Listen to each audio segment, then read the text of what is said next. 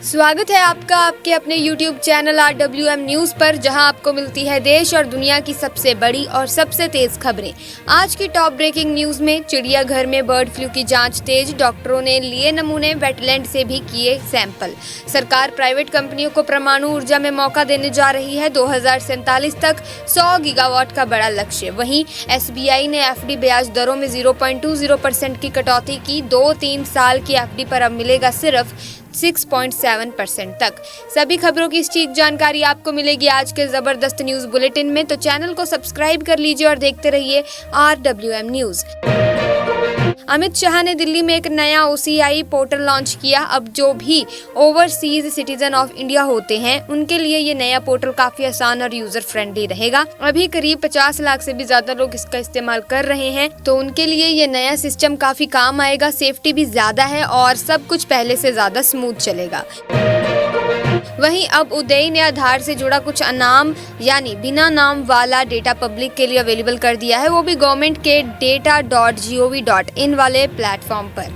इसमें यह बताया गया है कि अलग अलग जगहों पर अलग अलग उम्र के लोगों ने आधार कितनी बार बनवाया, अपडेट करवाया या इस्तेमाल किया। मतलब ये सब डेटा अब किसी के नाम के बिना एनालिसिस के लिए खुला है। बढ़िया स्टेप है ट्रांसपेरेंसी के लिए।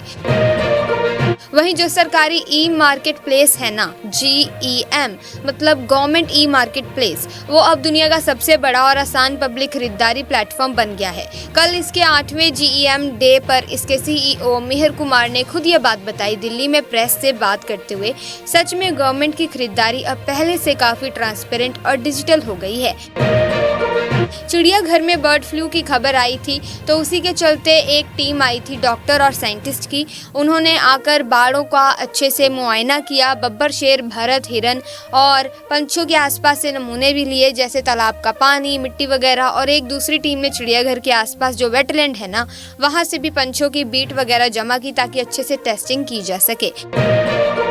इंडिया पाकिस्तान के बीच अब माहौल थोड़ा ठीक हो गया है, तो मंगलवार को शाम 6:30 बजे फिर से BSF और पाकिस्तानी रेंजर्स के बीच वो रिट्रीट सेरेमनी होने वाली है। जो बॉर्डर पर फेंसिंग वाले गेट थे वो भी खोल दिए गए हैं ताकि किसान लोग अपनी जमीन पर जाकर खेती कर सके।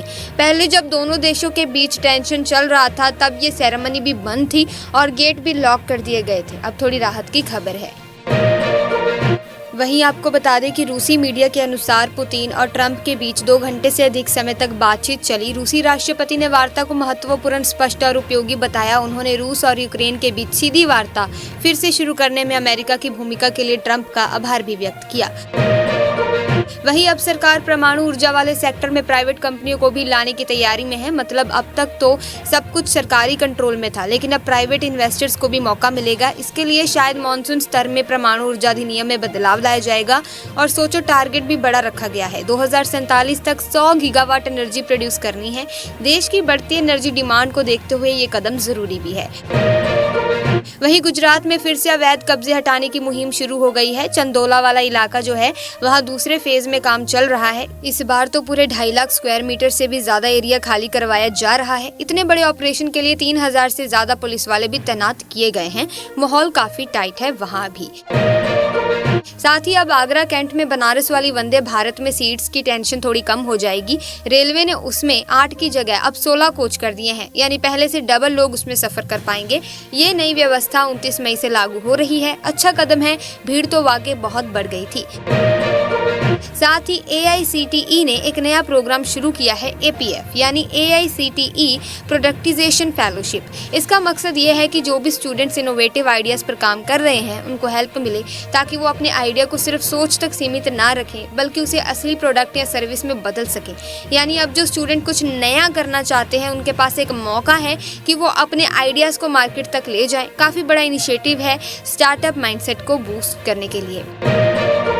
साथ ही बता दें कि SBI ने FD वालों को थोड़ा झटका दे दिया है। अब उन्होंने सभी टेन्योर की FD पर ब्याज दरें 0.20% कम कर दी हैं।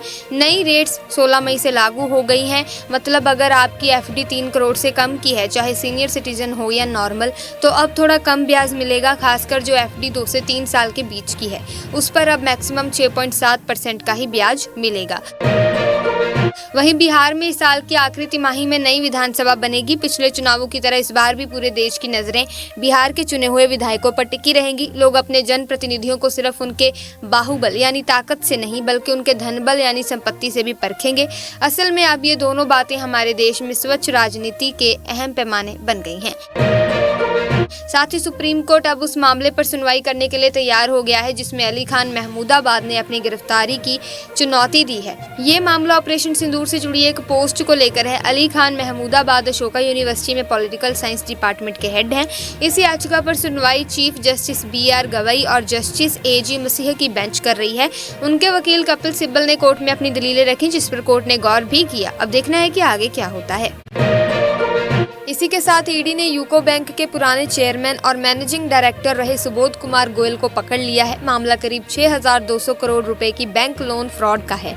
अब सोचो, इतनी बड़ी रकम का घोटाला। गोयल को कोलकाता में PMLA कोर्ट में पेश किया गया और कोर्ट ने उन्हें ईडी की हिरासत में भेज दिया है। अब आगे देखना है कि पूछताछ में क्या क्या निकल कर आता है।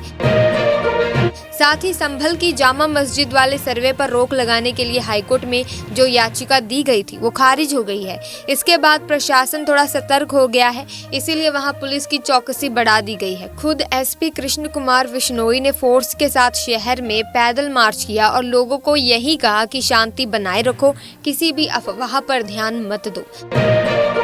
साथ ही अब IPL 2025 का मजा असली में आना शुरू हो गया है। प्लेऑफ के लिए मुकाबला तगड़ा हो गया है। अभी तक 3 टीमें तो प्लेऑफ में पहुंच चुकी हैं, लेकिन 5 टीमें पूरी तरह बाहर हो गई हैं और अब लखनऊ सुपर जॉयंट्स भी सोमवार को हैदराबाद से हारने के बाद इस रेस से आउट हो गई है। बता दें कि शेयर मार्केट में फिर से हरियाली लौट आई है। पिछले 2 दिन की गिरावट के बाद आज मार्केट ऊपर खुला और खासकर IT सेक्टर में अच्छी खरीदारी देखने को मिली। सेंसेक्स करीब 151 पॉइंट चढ़ गया और 82,250 के पार पहुंच गया। वहीं निफ्टी भी करीब 65 पॉइंट ऊपर गया और 25,010 के आसपास ट्रेड कर रहा है। लगता है ग्लोबल मार्केट से भी अच्छे संकेत मिल रहे हैं। वहीं इंदौर के राजवाड़ा में कैबिनेट मीटिंग होने वाली है, वो भी खुद मुख्यमंत्री मोहन यादव की अध्यक्षता में। और मजे की बात यह है कि ये कोई आम मीटिंग नहीं है। इसकी शुरुआत लोकमाता अहिल्याबाई होलकर की मूर्ति पर फूल चढ़ाकर की जाएगी। बड़ा सिंबॉलिक और रिस्पेक्टफुल तरीका है मीटिंग की शुरुआत का। वहीं एक स्टडी आई है हाल ही में, PTI की रिपोर्ट थी शायद, उसमें बताया गया कि अस्पतालों में जो इन्फेक्शन होते हैं ना, उनमें से करीब 30% एक बैक्टीरिया की वजह से होते हैं। नाम है सैडियोमोनास एरोजिनोसा। ये बड़ा कॉमन होता है हॉस्पिटल में। और मजे की बात पता है क्या है कि ये बैक्टीरिया मेडिकल डिवाइसेस में लगे प्लास्टिक को भी खराब कर सकता है, जैसे डॉक्टर्स और नर्सेज जो इस्तेमाल करते हैं ना, उनके टूल्स। सोचो कितनी बड़ी बात है। वहीं कांग्रेस पार्टी अपने जिले के नए पदाधिकारियों की लिस्ट 25 मई तक निकालने वाली है। इस बार ऐसे लोगों को मौका मिलेगा जो एक्टिव हो, समाज से जुड़े हों और जिनमें दम हो काम करने का। और हाँ, अब जो भी बनेगा उसको बस नाम के लिए नहीं बल्कि हर वक्त एक्टिव रहना पड़ेगा, वरना बाहर का रास्ता तय है। साथ ही आपको बता दें कि लंदन की वेस्टमिंस्टर यूनिवर्सिटी में एक प्रोफेसर हैं निताशा कौल, कश्मीरी हैं। उन्होंने कहा कि भारत सरकार ने उनकी OCI यानी कि overseas citizenship of India cancel कर दी है। वजह ये बताई जा रही है कि वो भारत के खिलाफ कुछ एक्टिविटीज में शामिल थी। खुद निताशा ने सोशल मीडिया पर सरकार का भेजा हुआ लेटर भी शेयर किया है जिसमें लिखा है कि वो जानबूझकर झूठ फैला रही हैं और इतिहास को तोड़ मरोड़ कर पेश कर रही हैं। साथ ही RBI की एक मीटिंग हुई थी पिछले हफ्ते, उसमें उन्होंने अपना जो इकोनॉमिक कैपिटल फ्रेमवर्क है ना, उसकी दोबारा से समीक्षा की। अब वो सरकार से कह रहे हैं कि जो रिस्क से निपटने के लिए रिजर्व रखा जाता है यानी कि कॉन्टीजेंसी रिस्क बफर, उसका दायरा थोड़ा और बढ़ाया जाए। वैसे अभी ये बफर उनकी टोटल बुक वैल्यू का करीब 5.5 से 6.5% के बीच है, जैसे कि बिमल जालान कमेटी ने पहले सजेस्ट किया था। तो RBI थोड़ा और सेफ्टी नेट बनाना चाह रहा है। साथ ही शिवराज सिंह चौहान ने कहा कि अगर सिंधु जल संधि को रोका जाए तो जम्मू कश्मीर, राजस्थान, हरियाणा, पंजाब और हिमाचल के किसानों को बहुत फायदा होगा। दिल्ली में जब वो अलग अलग किसान ग्रुप से मिल रहे थे तब उन्होंने ये बात बोली। उन्होंने ये भी कहा कि आगे चलकर इस पानी को किस तरह इस्तेमाल करना है उस पर एक बड़ी प्लानिंग की जाएगी ताकि सबको इसका पूरा फायदा मिल सके। गुआना के स्पाटो में एक मंदिर है, सीताराम राधेश्याम मंदिर। वहां बजरंगबली की 16 फीट ऊंची मूर्ति लगाई गई है। इंडियन एम्बेसी ने भी बोला कि ये मूर्ति भरोसे, दोस्ती और मजबूत इरादों की निशानी है और वो मूर्ति वहां एक सूक लाल फैमिली ने भारत से मंगवाई है, अपने मम्मी पापा की याद में वहां स्थापित करवाई। साथ ही इंडिया ने जो बांग्लादेश से आने वाले सामान पर जो जमीनी रास्ते से एक्सपोर्ट वाला बैन लगाया है, उस पर बांग्लादेश की सरकार थोड़ी टेंशन में है। यूनूस के जो एडवाइजर हैं, उन्होंने बोला कि बांग्लादेश तो इंडिया के साथ मिल बैठकर हर टेंशन को सुलझाना चाहता है। मतलब साफ है कि दोनों देशों में बातचीत होनी चाहिए ताकि व्यापार में दिक्कत ना आए। ऑपरेशन सिंदूर के दौरान गोल्डन टेम्पल में पाकिस्तान की तरफ से ड्रोन या मिसाइल अटैक का डर था, इसीलिए सेना ने वहां एयर डिफेंस गन लगाने का प्लान बनाया है। और खास बात ये रही कि स्वर्ण मंदिर के जो हेड ग्रंथी हैं, उन्होंने खुद इसकी इजाजत दी कि मंदिर के अंदर ये डिफेंस सिस्टम लगाया जाए। मतलब जब खतरा हो तो धर्मस्थल भी देश की सुरक्षा के साथ खड़े हो जाते हैं। वहीं कनॉट प्लेस में सिंदूर यात्रा निकाली गई थी और वो भी महिलाओं के साथ। खुद सीएम रेखा गुप्ता और दिल्ली बीजेपी चीफ वीरेंद्र सचदेवा उसमें लीड कर रहे थे। भाजपा महिला मोर्चा की नेशनल प्रेसिडेंट वानीथी श्रीनिवासन भी थी और स्मृति ईरानी, डॉक्टर अलका गुज्जर, सांसद कमलजीत सहरावत जैसी बड़ी नेता भी शामिल थी। मतलब पूरा माहौल एकदम धार्मिक और जोश से भरा हुआ था। हिमाचल के सीएम सुखविंदर सिंह सुक्खू 22 मई को दिल्ली जा रहे हैं, 5 दिन वहीं रुकेंगे। 23 मार्च को उनकी मीटिंग है 16वें वित्त आयोग के चीफ अरविंदर पनगड़िया से। वो चाहते हैं कि हिमाचल को जो राजस्व घाटा अनुदान मिलता है उसकी लिमिट थोड़ी बढ़ाई जाए, तो वही मुद्दा लेकर मिलने जा रहे हैं। इसी के साथ आपको बता दें कि छगन भुजबल ने मुंबई में महायुति सरकार के मंत्री की शपथ ले ली है। राजभवन में गवर्नर सीपी राधाकृष्णन ने उन्हें शपथ दिलाई। सेरेमनी में CM Fadnavis, deputy CM Eknath Shinde और अजीत पवार भी मौजूद थे। मतलब सारा बड़ा पॉलिटिकल सीन वहीं जमा हुआ था। इसी के साथ दोस्तों अब तो लग रहा है कि बिजली का बिल देख के सच में करंट लग जाएगा। लगभग 6 साल बाद कंपनियां फिर से रेट बढ़ाने की तैयारी में हैं। उनका कहना है कि खर्चा बहुत बढ़ गया है और इस बार तो सीधे 30% तक बढ़ोतरी की बात कर रहे हैं। मतलब पहले अगर बिजली का बिल 1000 रुपए आता था, अब वो 1300 हो सकता है। कंपनियां कह रही हैं कि 19,600 करोड़ का घाटा हो रहा है, इसीलिए रेट बढ़ाना जरूरी हो गया है। वहीं दिल्ली सरकार अब 6वीं से 8वीं क्लास के बच्चों के लिए एक नया प्रोग्राम लेकर आ रही है। नाम है कौशल बोध। मतलब अब बच्चों को सिर्फ किताबों की पढ़ाई ही नहीं बल्कि कुछ प्रैक्टिकल स्किल्स भी सिखाए जाएंगे। ये जो नई एजुकेशन पॉलिसी है ना, उसी के हिसाब से ये सब शुरू हो रहा है। तो अब सरकारी स्कूलों में बच्चे थोड़े और स्मार्ट तरीके से पढ़ेंगे, जिसमें उन्हें काम की चीजें भी सीखने को मिलेंगी। वहीं 7 से 15 नवंबर तक कुछ लोग 3 प्रदेशों की यात्रा पर निकलने वाले हैं।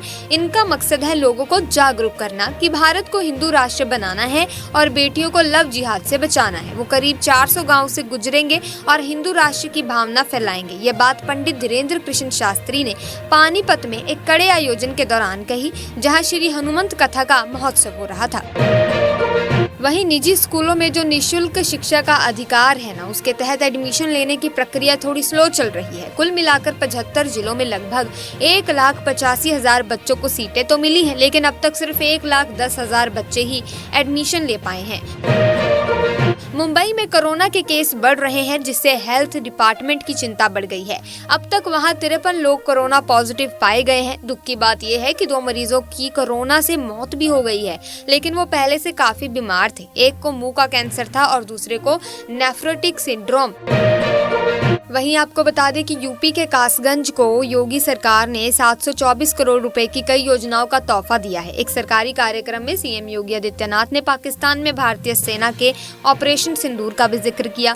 उन्होंने कहा कि हमारी सेना ने वहां जाकर दुश्मनों को करारा जवाब दिया और पूरी तरह मात दी। साथ ही उन्होंने बताया कि पीएम मोदी की सरकार ने पिछले 10 साल में हमारी सेना को काफी मजबूत किया है।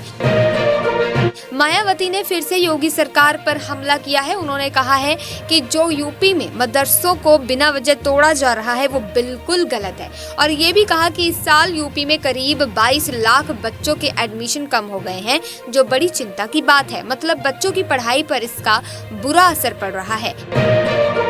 वहीं उत्तराखंड के चमोली में हेमकुंड साहिब की यात्रा जल्द ही शुरू होने वाली है। सोमवार से हेली सेवा के टिकट बिकने लगे हैं और पहले ही दिन 415 लोग हेली की टिकट ले चुके हैं। तो इस बार भी हेमकुंड की यात्रा धूमधाम से होगी। ध्रुव राठी जो बड़े यूट्यूबर हैं, उन्होंने सिख गुरुओं का एक AI वीडियो बनाया था द राइज ऑफ सिख नाम से, पर उसमें सिख योद्धाओं को सही तरीके से नहीं दिखाया गया, जिस वजह से खूब विवाद हो गया। SGPC ने भी उनकी वीडियो की कड़ी आलोचना की। आखिर में ध्रुव राठी को वीडियो अपने चैनल से हटाना पड़ा। वहीं नोएडा के सेक्टर 148 में जो GST ऑफिस है, वहां एक बड़ा भ्रष्टाचार का मामला पकड़ा गया है। एक अधिकारी सत्येंद्र बहादुर सिंह को मेरठ विजिलेंस टीम ने रिश्वत लेते हुए रंगे हाथों पकड़ लिया। उसने 45,000 रुपए लिए थे। इससे साफ हो गया है कि GST विभाग में भी भ्रष्टाचार है, लेकिन सरकार भी भ्रष्टाचार के खिलाफ अब कोई ढिलाई नहीं कर रही, सीधा कड़ा कदम उठा रही है। देश में 2019 से 2023 के बीच करीब 8 लाख लोग सड़क हादसों में मारे गए हैं। इसमें से लगभग 1.5 लाख यानी 20% मौतें तो पैदल चलने वालों की ही हैं। ये बड़ी चिंता की बात है। IIT दिल्ली के एक रिसर्च सेंटर ने बताया कि पैदल चलने वालों को फुटपाथ इस्तेमाल करने का अधिकार तो संविधान में है, लेकिन ज्यादातर राज्यों में लोग इसका सही से पालन नहीं करते, इसीलिए हादसे बढ़ रहे हैं। बता दें दोस्तों आपको कि पुलिस ने बड़ा काम किया है। पाकिस्तान की ISI सपोर्टेड आतंकवादी ग्रुप के खिलाफ कार्रवाई हुई है। बटाला पुलिस ने हरविंदर सिंह वृंदा के नेतृत्व में 2 विदेशी लोगों मनिंदर बिल्ला और मन्नू अगवान के आतंकवादी मॉड्यूल को पकड़ लिया है। अब तक 6 लोगों को गिरफ्तार भी कर लिया गया है। इसी के साथ ऑपरेशन सिंदूर को लेकर संसद में एक बड़ा प्रतिनिधि मंडल जाएगा। तृणमूल कांग्रेस की तरफ से उनके राष्ट्रीय महासचिव और सांसद अभिषेक बनर्जी जाएंगे। पार्टी ने ट्विटर पर बताया कि ममता बनर्जी ने खुद अभिषेक को ये काम दिया था ताकि आतंकवाद के खिलाफ भारत की ग्लोबल पहुंच बढ़ाने में मदद कर सके। वहीं आगरा के ताजगंज इलाके में एकता चौकी में करनी सेना के 11 लोगों के साथ जो तीसरी डिग्री हुई थी, यानी कि 3rd डिग्री हुई थी, उसके बाद चौकी का प्रभारी हटा दिया गया। उसकी जगह अब दिल्ली गेट चौकी का प्रभारी अभिषेक भेजा गया है। और दूसरी तरफ ट्रांस यमुना इलाके में स्टेशनरी की दुकान को बुलडोजर से गिराने वाली घटना की वजह से वहां के चौकी प्रभारी को लाइन हाजिर कर दिया गया है। इसी के साथ आज की वीडियो में बस इतना ही। आई होप वीडियो आपको इन्फॉर्मेटिव लगी होगी। अगर हाँ तो इस वीडियो को लाइक करें, शेयर करें, चैनल को सब्सक्राइब करके बेल आइकन को प्रेस कर दीजिए ताकि नए वीडियोस की अपडेट आपको मिलती रहे। मिलेंगे जल्द ही, तब तक के लिए थैंक्स फॉर वॉचिंग।